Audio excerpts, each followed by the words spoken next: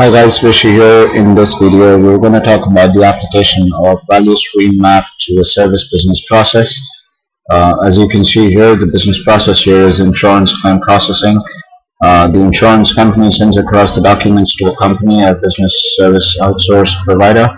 The service company receives the documents, does all these process steps, sends out the mail, the insurance check out to the policyholder, and this cycle pretty much continues. As you can see, there are electronic information interchange, so the insurance company does send across an electronic mail communication to the company as well as the physical mail communication, and you would see the electronic interfaces happening between the compilation and the verification of the claim stage. But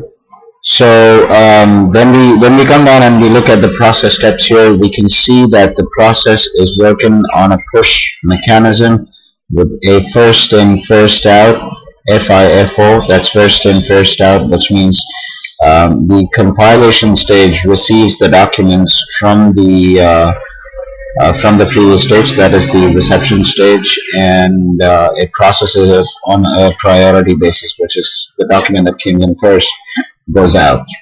So as you can see, the same methodology is carried forward, and we're also looking at a little trace back to the previous steps, as you can see here. So if the claim verification process needs to go back, it's going to go back to the compilation stage as well. We can see an accumulation of the inventory, and I'm going to look about that. I'm going to talk about that in our next slide, as you can see here.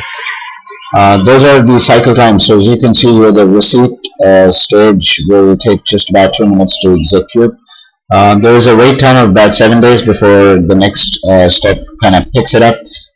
We have a 5-minute cycle time for the compilation stage, and then again a 7 days wait. We've got a 10 minutes cycle time for claim verification. Then we've got a 7-day wait, and then we've got a 1 minute cycle time, and then a 7-day wait. So obviously, as you can see here, there are quite a few wait times here, which kind of bothering me and my process slightly. So let's quickly look at what are the individual steps out here, right? And that's the way how it looks, right? So that's my step 1. That's my step 2. That's my step 3, and I'm talking about these steps from drawing the value stream up. So the first thing that you got to do is do this, right, and then illustrate your process steps. Good. So let's look at the way how the metrics stack up for pretty much the same example. So we can see the process time is 2 minutes, 5 minutes, 60 minutes, about 5 minutes, and 3 minutes. The lead time is 7 days, 2.5 days, 7 days, so on and so forth. So as you can see here, 75 minutes is the total processing time. 32.5 days is the total lead time. Now lead time is calculated as start to end, that start of the process to end of the process, including all the wait times and the times that the material or the process spends in inventory. We've got a new metric which says FTQ, that's first time quality, which means 29% of the products are being produced, or of the service has been delivered first time right. So you can see these loops indicate your first time right efficiencies. So obviously the verification of claim stage and calculation of amount feed some data back to verification of claim and compilation of folder with documents. Something is going wrong here, to be precise, in these two departments, which states that the file has not been processed correctly.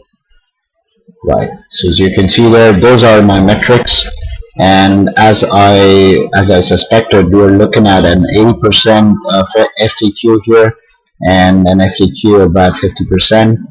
And we're obviously looking at the PT, that's the process time, and LT, that's the lead time for each of the steps.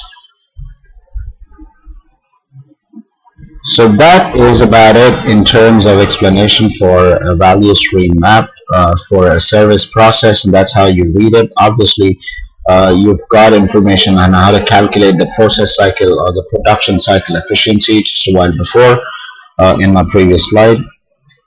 If you do have any questions, you can ask them at vishy@theschoolofci.org.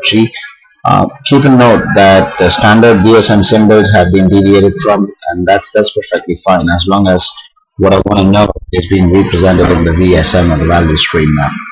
Thank you so much. You have a nice day.